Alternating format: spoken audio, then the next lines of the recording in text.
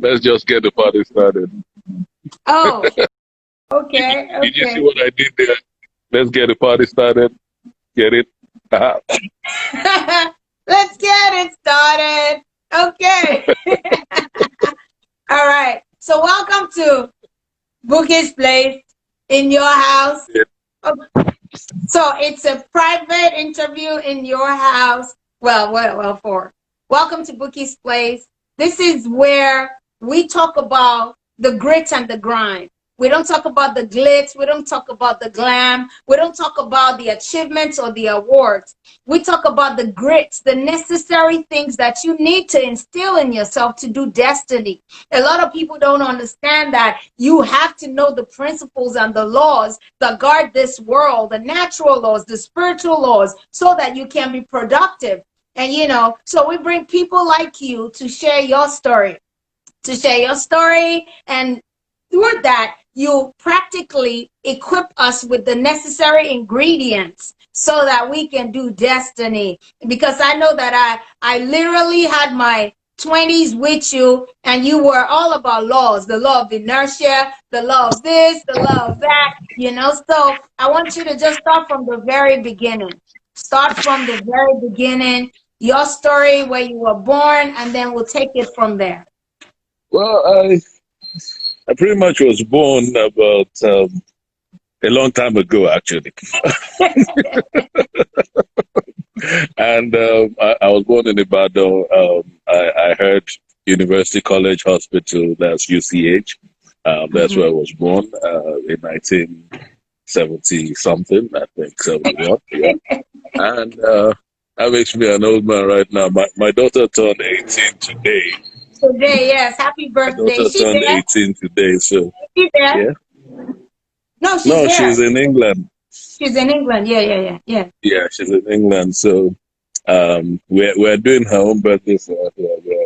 They're buying some cake and some stuff. Good. So I was born. I went through the whole primary school, secondary school, the whole grind. And from there went to the university. I went to Ogun State University. I got away. I studied zoology. Yeah, don't laugh. Yeah, so I mean, animal science now. We got we we. That's where I learned to deal with animals. Get it? No pun intended. What'd you say? I said no pun intended. Yeah, no pun intended. And after that, we moved um, to go to serve. I went to serve in Niger State. That was a very, I don't know, horrible experience. It was a whole culture shock for me. And after that, I came back to Lagos, moved to OGBC, Wow. um, started with them in '95, which makes it pretty much 25 years ago that I started broadcasting. 25 Wow. years. And I've not Wow. done any other thing. I've done radio, I've done TV, but nothing else. I don't get government contract. I'm not friends with Hush. I'm not, we don't have those luxuries. Yeah, I went there. I did. Sue me. All right. Go ahead. Yeah, so it's not easy. I have guys coming right now. When we started broadcasting, it was like, there were just a few stations. You had OGBC Mm-hmm. 2FM, you had like Ray Power, you had Radio Lagos. I think, I'm Mm-hmm. not sure if Echo FM was there then, but you had Yeah. Radio Well. Lagos, you had just a few radio stations, a few mostly state-owned radio stations. So Mm-hmm. the bar was very high. In terms of Mm-hmm. regulation, in terms of so many things. It took so much. It took me a year and 5 different auditions before I got into OGBC two. Wow. Yeah, shout out to the great Messiah Life. The man stressed my life, stressed me real good. The first audition, he was like, First 6 months, my young man, don't come back here. Don't just go and work on those, they, them, these. So you're going on the street and you're going, those, they, them, them. You know the drill now. You went through the route too. So after that, I went back again, and he was like, "Nah, you're still not good enough." Okay, I went. Third time, "Nah, you're still not good enough." Fourth time, he was on leave, and Toyin Shugbeson took over, and Toyin Shugbeson said, "Okay, young man, you did well. I think you got it." And then was how life. I come back from leave, and it's like, "Nah, you have to do it all over again." So number 5, I went with fire. I was like, "Hey, we die here. We literally kill ourselves in this place today. This is your boy Kwame. Blah blah blah blah blah blah blah."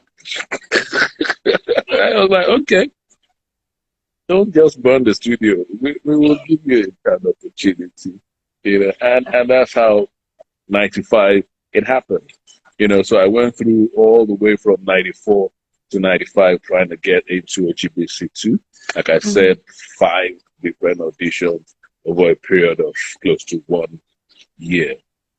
And when I got in, I got a program called Tripping Out. Don't laugh. Pretty nice program, decent program. Tripping Out, on Friday. So I did that for a few months, and then an opportunity happened that really stepped things up for me. The great Kunle Job had an issue with the management of OGBC2 and had to leave. And there was a show called Soul Spectrum. That Soul Spectrum was like the biggest show. I mean, it had the likes of Alex Conde, it had the likes of Femi Shuolu, it had Kunle Job, who was the highest paid on-air personality then. And then the manager program, Mr. Kende Adeni, calls me into his office and says, "Kwame, yeah, you're going to be doing Soul Spectrum." I was not 6 months in OTBC. Wow. The people who had done this show cumulatively had experience of probably like 20, 30 years then, and I'm like, "Sir, let me go and buy knife. You just cut my neck here and kill me now. Yeah, let me just die now. How can you ask me? I mean, you have to like that. What you had Demola Samadil, you had Gramsteady, you had boys who could do this, who had been on this station for 3, 4, 5 years." And he said, "I want you to do it. I know you can do it. And if you refuse to do it, you will leave the station." Like, okay. When the devil wants to set you up sometimes, he recruits some people to, but it wasn't really the devil. It was just God telling you that it was time to move. Promotion can come in year 1. It can come in month 1. It can come day 1. For me, it came early. I was not prepared. And I walked out of his office looking like a guy who had gotten his death sentence because it was not really funny. And I went home and I was like, Soul Spectrum this Sunday. Okay. Right. I mean, this is Sunday evening, like from like 4 to 6 p.m. or something like that. Really prime time back then. Okay. Started practicing. This is Kwame, this is Soul Spectrum. This thing is not flowing. I'm not sure what is happening. And it came that day. I put music on. Everybody was listening that I had Kwame's crucifixion in there. This is what the Yorubas call your Eleya. Your Eleya was set for you. You were waiting for you. And everybody was expecting that you're going to mess up. So I started, for like 20 minutes I couldn't talk. I'll just play music. Talk now, what's happening? Like, okay. And I just closed my eyes and started talking, and I just damned the consequences. Like, you know what? I'm going to talk. And I started talking, and it just went on and on and on and on and on and on.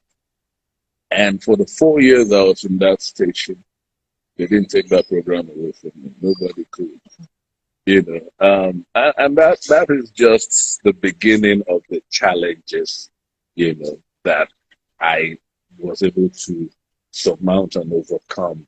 You understand? It was a life of challenges. The record label was a life of challenges. The music channel was a life of challenges. The music show that started with the 25K working capital and in 2 years was doing like 50 million naira was challenges. The once a month club that had no sponsorship but had the biggest artists of their time were challenges. You know, the Yoruba channel for somebody who doesn't speak Yoruba is is a lot of challenges. So it's a long line, you know.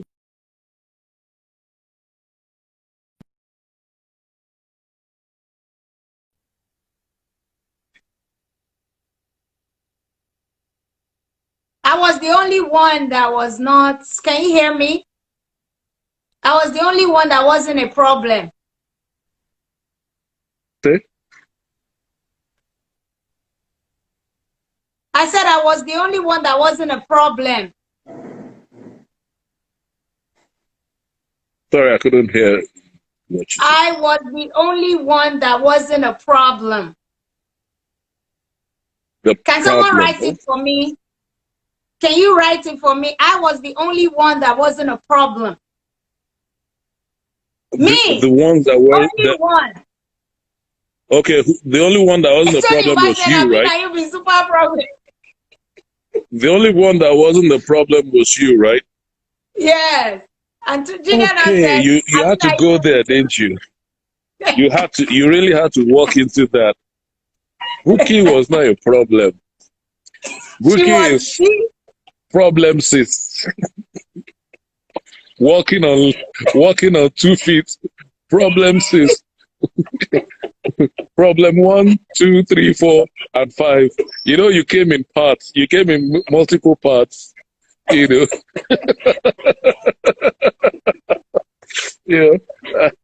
You know, I think the more creative you are as an individual, the more baggages you come with. You know, I have my baggages too, definitely. You know, and you know, it was fun. It was super duper times. It was, you know, sometimes I wish I could go back to that time and we would just hop in Abeokuta with the whole crew and just grab Shaman by the neck and invade his house and just start making hits. And we're coming back and playing the hits in the car and looking at what are we hearing? What's this? This is going to change the world. And it did change the world, you know. So, you know, the problems were there, but I mean, they were precursors to the path of greatness we're on. And I wouldn't have had it any other way. Me too. It's just so bad that you can't hear me. I don't know why, because I have a lot to say. So please go ahead. I can hear you. If I settle down, I can hear you. By the way, I remember we were going to Abeokuta and we ran into an oil patch. Accident. Oh. I had about 3 girls in the car and we ran into an oil patch. It was raining. We just got into the outskirts of Abeokuta and I was driving. There was a tanker that offloaded like the engine oil into that water patch, and I lost control of the steering. I couldn't steer the car, and I didn't want to alarm everybody and tell them that, look, people like I say we are going from here, you know. But and I slammed into the car on the right. I was horning and saying, leave the road. That's when you guys knew we were in trouble, you know, and slammed in again to the, you know, and they're like, move. The guy was like, what's going on? I'm like, you better move. I'm not in control of this car right now. Thank God they were not over speeding, and until we managed to stop the car, got to a place where I regained traction. The car spoiled a bit. I remember we had to get somebody that evening to look at it, and we still went and made hits that night. Wow. I mean, that's how we did it. Yes, that's if you've forgotten, I haven't. No, I did not forget. No, never. I did not forget. We were not in the studio saying, hey, if you know what happened to us, we just still went back into this is why we're here and this is what we came to do. And that's why we came up with Let's Get It Started and all that. Yeah. And I think Molly Joe and all that. So they came from a place of near-death experience. So people don't understand the passion and the fire behind it. Yeah. Absolutely. Wow, that is so amazing because I remember that, that incident so well. Struggling with the wheels, man. You're right, because what Bouqui'S Place is about empowering people. A lot of people meet roadblocks and then they cower. Maybe it's God that doesn't want us to go to Abeokuta to record. All these weak excuses for not doing what you're supposed to do. But we got into the studio, we didn't even sweat it. We just said, oh yeah, Shaman, we're ready to record. And I was writing and we were just dropping. It was just, maybe I need to borrow that fire from the past and bring it to the The funny thing is that if it had been a truck next to us, it will have ended really badly. Yeah. We didn't look at all that. Just get into the booth. Oh yeah, begin to rap something.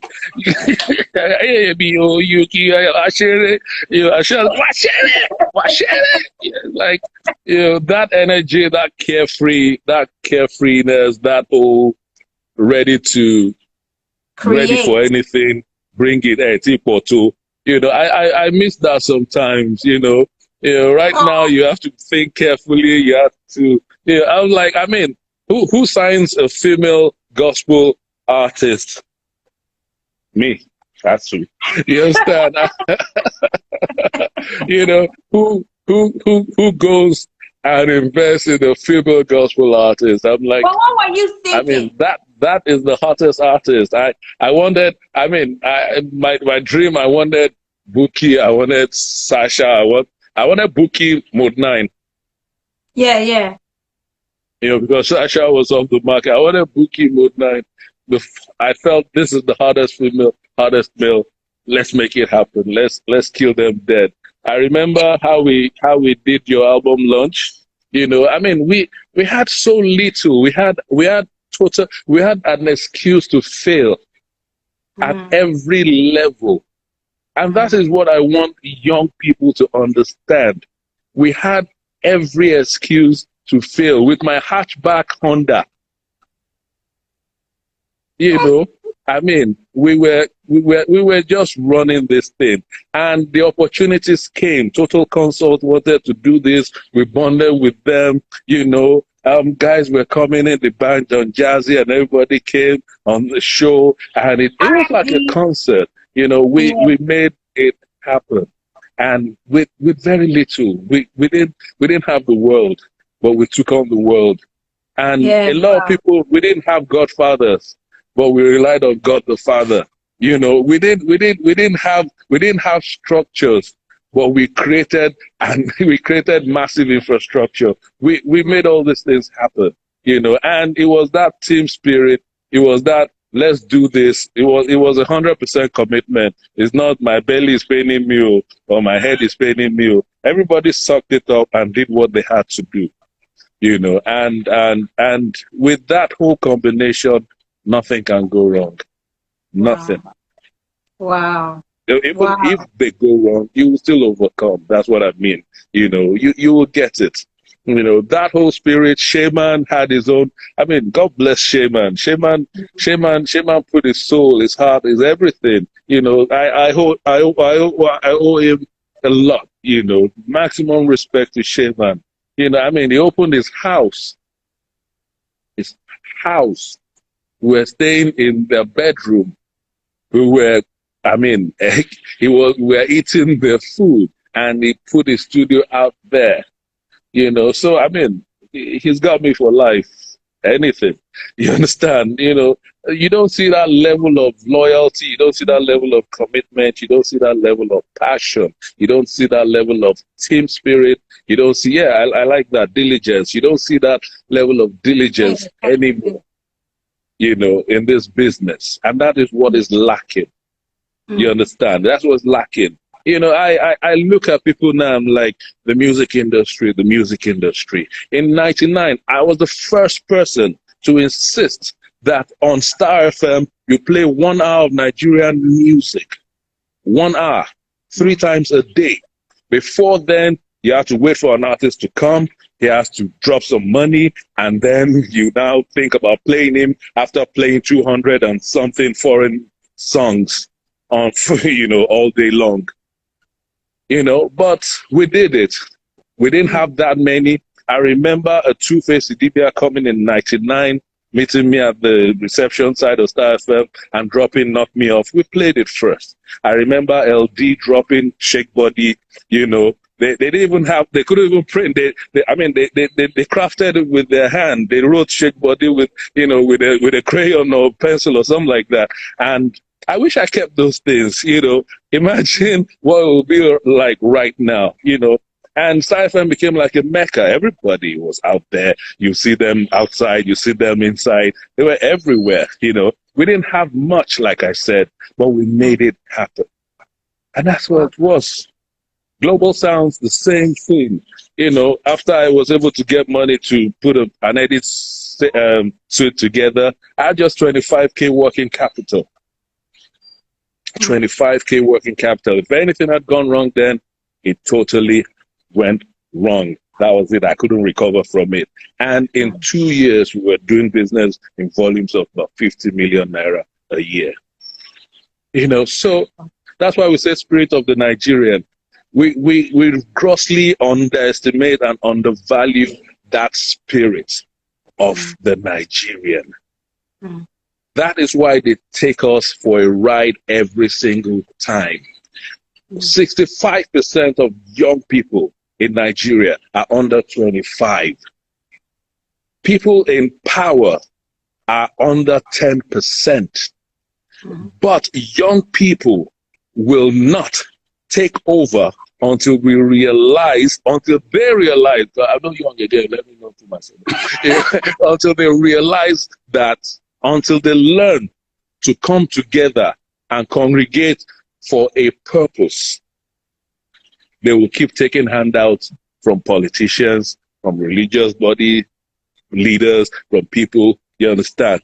But your life is in your hands. If you check what is happening, Black Lives Matter, the protests in America, young people, they realize that, and they even have a better economy. They're sharing 2 trillion in COVID-19 palliatives and all. You don't get anything, they share, and you're just sharing rice, you know, and you're not coming together. You're still tearing each other apart. You're still refusing to congregate and use that numerical strength to pull out some key people amongst you to be who you should be. The power of entertainment is crazy. What is oil? What is oil? Oil is a dinosaur. Even solar energy is going to be more important than oil very soon, you know, and electrical energy. So what are we talking about? Music. How you make people feel. Music is subliminal. Music is the only thing that doesn't need your permission to go into your brain. You hear a song, you don't know you hear it. In the showers the next day, you're singing the song, and you're like, what am I singing? You understand? That is crude oil. You understand? Data, music, content, that is life. What are we doing? We're still hating each other. We're still blocking each other. So I have this thought, which is in alignment, but it's parallel. Because I've seen young people in Nigeria come together. I don't watch Big Brother Nigeria, but whenever it's on, it trends my American friends will come and meet me. What is Big Brother? They keep fighting. It's trending. Instagram is saying it's trending. So I don't think it's really about coming together. It's like they don't know when to come together. They will buy data. Even here, you will see people parking by the roadside. They want Nigerians in America, T-shirts, somebody is fighting someone. Team this one, they'll be distributing money to, and I'm like, we don't use the resources for things that make sense, because they really do know that there's power in that unity. But how can we make them see that they can actually use that to change policies, legislate, and all that stuff? But they don't get it. What can we do to enlighten them about the power of their voice? Yeah, the thing is, technology has made things a lot easier. We're just not applying it the way we should apply it to what we should apply it to. A Big Brother, for instance, fantastic idea. It's gone all over the world, done this, done that. And for me, it works. At least it changes lives. It empowers young people. You can say what you like about it. Yeah, because pornography is this. Yeah, I mean, you can keep moaning and whining about that, but the fact still remains that is one property that makes an obscure person from an obscure part of the country become an international star. So, I mean, let there be other platforms. Nigerians are some of the most creative people in the world. Let us have platforms for engagement. You first have to engage before you can reorientate. That's the problem. We don't have platforms to engage where it's fractionalized, so to speak. What I mean is that in America you have Facebook, and you probably have a few others. Google tried to do their own Google whatever version of it, but eventually it whittled down. Everybody joined the Facebook train. We need to have a platform like that where everybody can be on and where you can now reorientate people, because basically young people they've never been more empowered than they are right now. You understand? In the history of mankind, in terms of technology, you can take your phone and with one recording of police brutality, you can change the entire world and cause protests across the world. We just saw it happen 2 weeks ago till now. You understand? That is how powerful the average young person or the average human being is right now. But we are still fragmented. We're still doing it in bits and pieces until we learn to come together. You understand? There will be people who are annoyed. You don't have to like, I don't have to like you. You don't have to like me. But we have to realize one thing. I was telling somebody something that in America, there was a research that said that in the Jewish community in America, money goes around that community 32 times in 32 different transactions before it can leave that community. Average of 32 transactions. So the Jewish barman gives the Jewish this, which gives the Jewish car dealer, which gives the Jewish clothier, which gives the Jewish hotel, which gives the Jewish, you understand? They keep circulating the money within their community. It's deliberate. In the black community, it lives in the very first transaction. So we can keep shouting Black Lives Matter, this matters, that matters, but until we evolve deliberate, platforms and deliberate structures where we can all come together and say, you know what, this is our own. We own this. It will be really hard. Wow. But you, as an old timer and an OG before stop it. You're not doing well. As a new timer. So what can you do with your voice? What can you do with your voice to make sure that this deliberate structures are put in place so that the kids, the youth, can be educated about the power they have? Yeah, I'll tell people that I spent my 30s and 40s, early 40s, trying to build up like so many young people today doing things. I see Yinka Baby somewhere in that whole thing, Is it hailing that us here? and all. I was somewhere around there. I'm like, I mean, it's my guy, Andre Blaze and it's Holloway. So many of them, it's far more than what one person can do. You can connect as many dots as you can, but until we all come together and connect, multiple dots around the country, then we would have one big, massive structure. We need to start having conversations. What you're doing right now can change the world, can change the game, can change so many things. You understand? And I was talking to Bankuli the other day, and he was saying, Kwame, you're like a walking encyclopedia of this industry, but you have gone really quiet for a long time. You need to start having podcasts, you need to start having conversations and all that, because look at Idris Abdul Karim. I'm going to say it here live. Look at Idris Abdul Karim. That was the Rosa Parks. Idris was the Rosa Parks of our entertainment industry, and nobody is giving that guy any respect. Wizkid, Davido, anybody today that's making money is off the back of the sacrifice that guy made with his career. Yeah. But everybody just looks and says, Idris knew where he was supposed to sit. Idris has been on the road traveling with different people. He has seen the massive disrespect that corporate Nigeria gave to artists. They are talking about discrimination in Africa, in America. Let's talk about what happened back in the day here in Nigeria. They had Legend Rampage back in the day. Naughty by Nature was inside the hotel, inside what's it called? The restaurant in the hotel, eating. They went to buy food for Plantation Boys. They were the biggest artists. They bought tantalizer in the nylon bag and they put it on the table near the toilet in a hotel, close to the restaurant there. And that's where Plantation Boys ate back in the day. I refused. I went into that place and I served myself and I told them to go to hell. The organizers, not Legend. I'm talking about the organizers, marathon events back then. I'm going to be very controversial here today.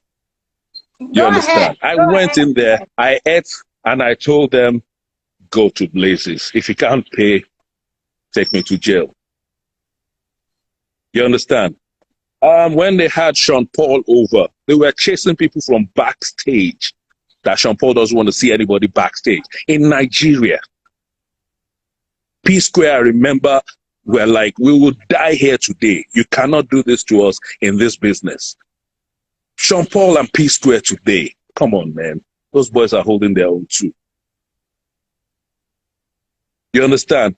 So Idris had seen all this. He just had enough. And not one person stood up for that guy. Not one person was able to say that, no, this guy, yes, he misbehaved, but this is the reason why he did it. Everybody was backing to 50 Cent because, I mean, he was a big star. This was just a Nigerian troublemaker. But after that, Wyclef came and Guinness was like, lie. They were introducing him to everybody. Wyclef was here. I interviewed Wyclef for 1 hour. He did a freestyle for Global Sounds back then. You understand? Because nobody wanted that kind of situation to happen again. That guy paid for it with his career. I remember Next Level. That's why he won the very first one. I was the first person to give him a show after that because nobody wanted to touch him. Nobody is immortalizing that guy. Nobody is talking about it. That is the state of our music industry. And everybody's aligning behind people they feel that are big men. There are no big men anywhere. There are no structures in the Nigerian music industry. I will tell you that. You can come from nowhere and take over just like that. Like Style Plus did, like Tenny did, like so many other people did. You can come from nowhere, from absolutely nowhere and take over. Forget there are no godfathers anywhere. It's all hype. Sorry. Wow. Because Idris was actually my guest on Tuesday. This last Tuesday, Idris was my Abdul Karim? Yeah. Oh, really? That's nice. Yeah. Yeah, because I wanted him to, unfortunately, network didn't let us get through it, but I wanted him to share his perspective on what was going through his mind. You know, however, this is your interview. So now that you're so passionate about this music and this television and all that stuff, because I remember Global Sounds. I remember that you changed the face of, you know, music and all that. How did you get there? What did you see in your mind? Because, you know, did you have a point of reference or you created it? Well, to be quite modest, I changed the face of music in both audio and video. In 99, we changed the audio with just that initiative. You understand? So if you're playing music, if you're playing Nigerian music 90% of the time right now on radio in Nigeria, you're welcome. Okay. So you know that when I went to broadcast but for TV. When I went to broadcasting school, when I went to broadcasting school, they said that you can go on a first name basis with your guest. So Femi,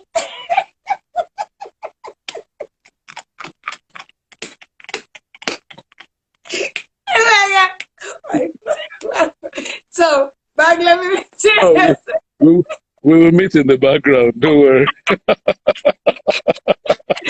You know, so this you changed because I remember that I brought my CD to you. I'd written with my CD. I brought my CD to you in Star FM back in the day when I was G Vibes, and you collected it and you were like, okay, you play it, and you were the only one, or I think DJ Xmas, I can't remember, but you played that song. Even though it wasn't popular, it was a girl trying to rap. They were making fun of me. This was 2000. And, you know, everybody was like, ah, you're a rapper. Are you from America? You know, they were just, but you played it. You know, what gave you that? Why are you so passionate about Nigeria? Because we see it in your brand, Nigezie. We see Nigezie repping, you know, Nigeria all the way. I remember we were in the studio when you called Shaman and me. He said, do a song for Nigezie. And we were like, you didn't spell it right. That is Nigezie. We were like, maybe you were trying to say Nigezie. You know, so why are you so passionate? And I know you're patriotic and all that, but why else are you so passionate about seeing that, you know, Nigerians are empowered? Well, I've always believed in the greatness of Nigerian music. I've always believed in the greatness of Nigerian artists. I've always felt that there was so much we could do, so to speak. And when at 27 years old, I found myself, you know, heading a radio station, I saw it as an opportunity to make this happen, you know, and I went for it. You know, I looked at it, I had gotten tired of playing Michael Jackson, Bobby Brown, and the rest of them all the time, you know, but there was not enough content to make it happen. But we set 1 hour a day for 3 times a day. That was 3 hours. We were filling up with Sonia Day, we were filling up with Daddy Shoki or it's Willie Key, you know, because we didn't have enough of these young people, you know, but until then, you now start having people like Rasky and Mentor K. You now started having people like Triple B, Egbami, Triple B. You know, these guys came from nowhere. We went for a show in Abeokuta, and these guys were mobbed. You know, it showed that was an eye opener for me. I was like, okay, we can do this. You understand? And ever since then, I made a covenant with God that I'm going to try as much as possible all the days of my life to try and build as many up as possible. That's why no matter how upset I get with any Nigerian artist or anybody, I don't take it to heart, in the sense that we must keep doing this. I don't have to like you. I don't have to really hang out with you. But whatever I need to do to help you get to where you're going, I'll do it. And that has been my motto. When I was on radio, I was not collecting money from artists. Everybody knows that. I bring your stuff, SWAT Root, Festac Boys, anybody. I did the hip hop show. I was giving people, let me not say their names, I was giving artists money to go back home because they were not that well. Now everybody's a big boy. We thank God. You understand? Look at how far we've come. So I think that it comes from a place of wanting to make a change, wanting to make a difference, not just being there to empower yourself or enrich yourself, but wanting to make a difference. That's where we were coming from. It was passion. It's the same passion we did Bouqui'S album. It's the same passion you did Nigezie, Global Sounds. It's that same passion, just to keep changing the game and keep giving our people an opportunity to thrive. Wow. I remember that I was walking down. I'd been signed onto a record label for 5 years. And they were just recording, and they never released my songs. So I remember this, I would never forget. So I was walking down FEMI, they used to sell bread and all those nice things. So I was walking, and then you just called me. You said you have an idea in your mind. You're trying to sign a female artist. Do I want to come over so that we can have that conversation? Hey! Can you excuse me, please? Thank you. Let us say hi now. Let us say hi to him. I'm on live, please. Come, let us say hi to him now. He's asking me if I'm going to buy the PS4 or 5 tab pad that is spoiled. He came on live to ask me that. He's trying to embarrass himself, not me. Wow. I don't know him because I'd gone, but I know everybody else. Yeah, but I mean, what you were saying, I'm really interested. I was listening to that. Yeah, so I said that I was walking, and then you called me that you have an idea to release a female artist and all that. And I was kind of weary about record labels because I had been on one for 5 years. But I was like, the devil Red Sea. Let me dive into the Red Sea. I don't know, but I've been with the devil, not figuratively, but figuratively. So you said I should come over. And I came, and you did something really noble. You said you didn't want any songs I was trying to get my songs from the old record label because I did a lot of songs. I had like 25 songs. You said, I don't want the songs. They can keep it, they can sell it, they can do whatever they want. I want to rebrand Bouquie. So my question to you is, gospel, why would you sign a gospel female artist? What was in your mind? Because the market is not... Well, I'm always led by the Spirit. Funny enough, they think Kwame is, this. I'm a spiritual person, through and through. And what my spirit told me was that work with this girl, and things will happen. You had a contract then, that was dicey and all that. I went to the guy who is also my boss, and I said, bros, release this girl to me, please. And God intervened, and he did, so to speak. So we had different hurdles to cross. I listened to your songs, and they were safe songs. They were church girl songs. They were like, let us praise the Lord type of songs. They were G light, I mean G vibes, I mean G vibes. Shut up and sit down. So, but I was like, we need to create an identity. Bouquie. We did the hair.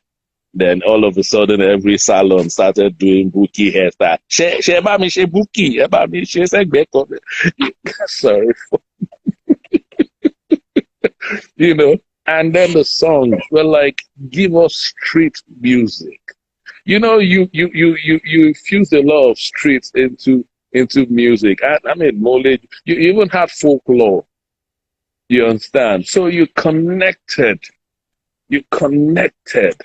and everybody went crazy, dancing on agolos, getting parties started, and stuff like that. It worked. It was an experiment. I was like, okay, we can do it like this. Let's see what we can. And it worked in its own crazy way, with our own crudeness and all that. Thank God, thank you, Alaba guys, for not living up to expectation, because I mean, that song, there's no way they'll tell me that song did not sell in Alaba, Oh no, they but some know, people made the money, they know. not us, You know but what, we would Marketa? have done it for free, wouldn't we? We would have done it for free.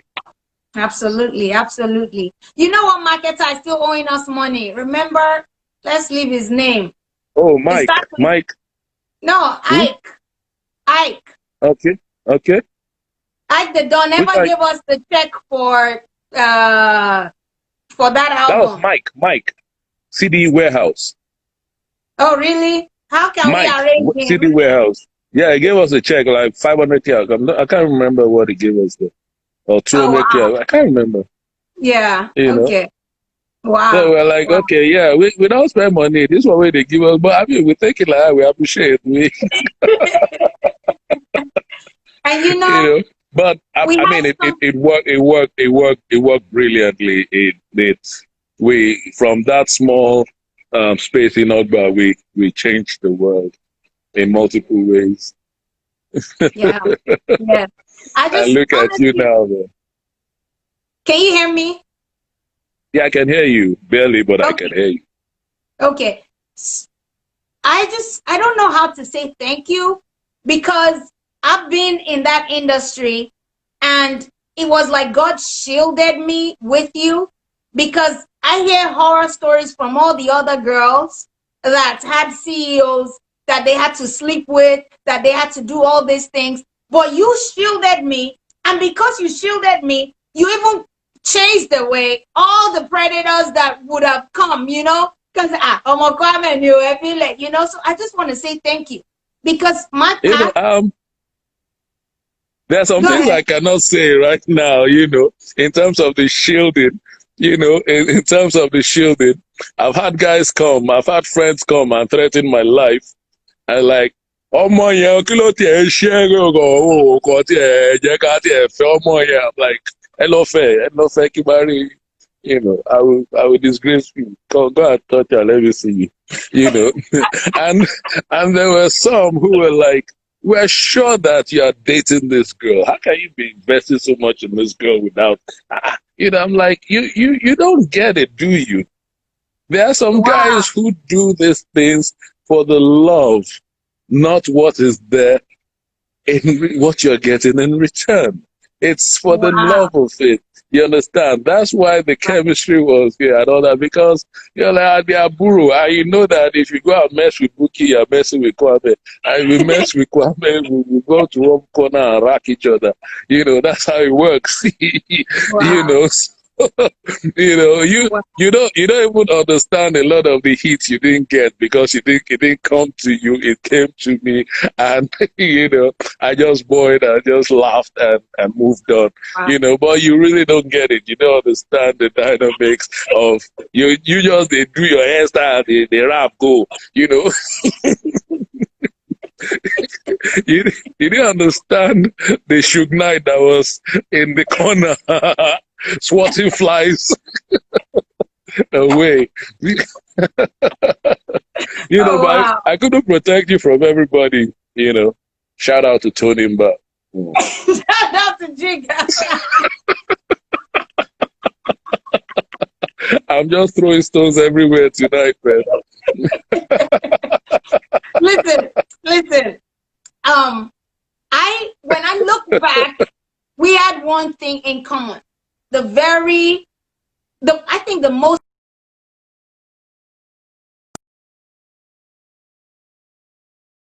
DJ Bombastic, man, what's in there happen? You call Baby Lex to do. How you guys doing, man? Jide?